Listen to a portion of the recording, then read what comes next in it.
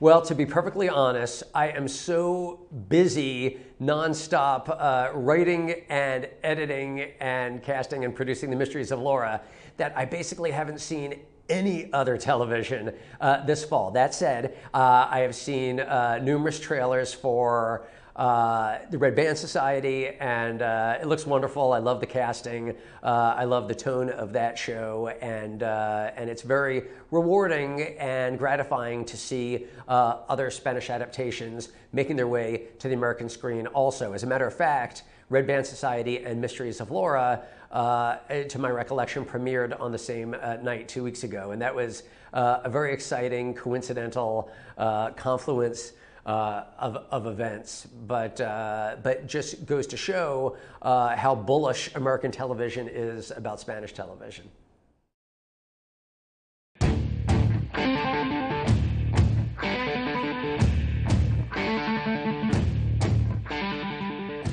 Authenticity is so important to any television show, and in particular, a 1 hour cop show wants to be steeped in reality. And then at the same time, a show like The Mysteries of Laura, which has a great comedic energy and is telling stories almost on equal footing in Laura's home life and in her work life, authenticity becomes equally important just in terms of telling relatable stories about motherhood, parenthood, divorce, dating in modern society. All of these things that are the fodder of often telenovelas or television sitcoms, when joined with the procedure of a cop show, give us two different avenues to present honest storytelling. And I think that the adaptation of this show, and really any television series, lives or dies on its authenticity. That is, when the American audience watches the show, will they relate to the character in an honest way? Will they feel that she is an authentic, everyday heroine in terms of the stories that she is telling, and in terms of the experiences of her daily life, and in terms of the cases that she's solving? So on both fronts, when I sit in the writer's room with my colleagues, we start with authenticity. When we're talking about cases, we start with, well, what would really happen? How would that really play out? And when we talk about Laura's domestic life, we have 7 out of 9 writers on the show are working parents. 5 out of 10 writers on the show are women. And when we sit around and talk about the show, we bring our own personal experiences to the table. One of us, thankfully, is a veteran police officer here in the writer's room. And then in New York, where we are filming the show, we have a police veteran, longtime police detective who stands on set every day of the week, advising the writer, the producer, the director, and the actors about how things would play out in real life. So authenticity starts and ends with each and every one of our episodes.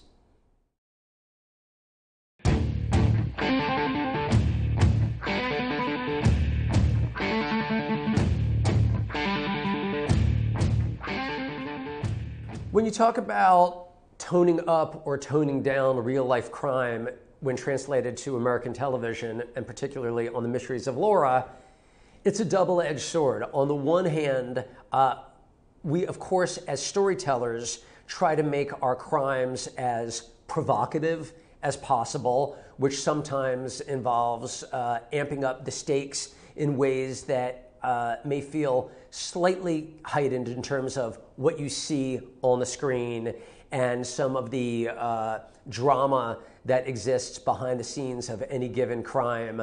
A crime of passion, for example, we'll try to amp up that drama as much as possible in order to make for great television. But it always, at the same time, has to pass what I will call the smell test. Does the crime of the week smell like something that would really happen? And again, this is back to authenticity. If something feels ultimately unreal, we don't tell that story. We make sure that we tell stories that ultimately feel real to us and things that ultimately would happen in real life. And then will we take some chances and push the reality a little bit to make something look a little bit more provocative, maybe a little bit more frightening, a little bit more shocking? And then on the other side, will we take some chances to make things a little bit funnier than they might be in real life in order to stay true to the tone of The Mysteries of Laura?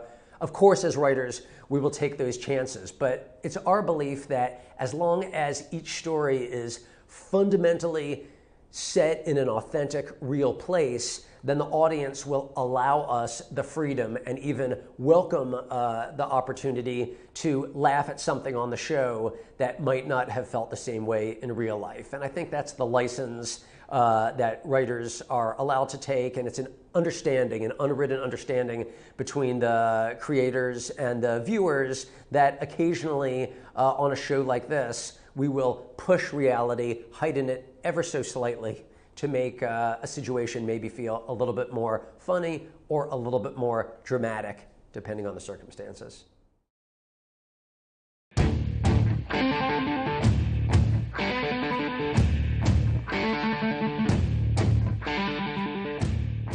When people ask me about my experience in adapting the Spanish original, I have very honestly said right from the beginning, I shamelessly ripped off every single element that I could from the Spanish original and placed it in the American adaptation.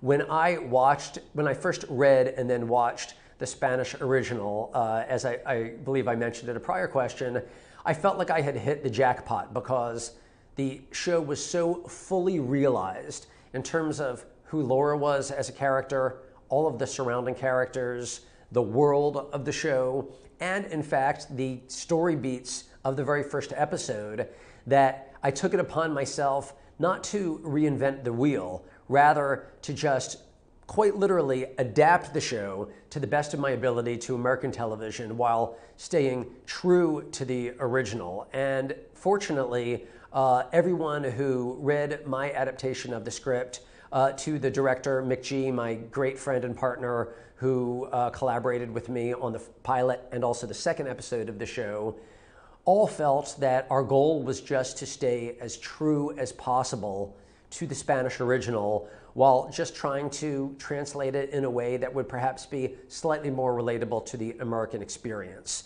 So my goal from the beginning all the way to editing the seventh episode, which I'm working on right now in editorial, has just been to elevate the material to the best of our ability to make it just feel as fun and exciting and fresh and real as the original. Again, I feel that we're dealing with gold each week and being able to play with these wonderful characters. And it's my goal just to stay true to the inspiration of the original Spanish team.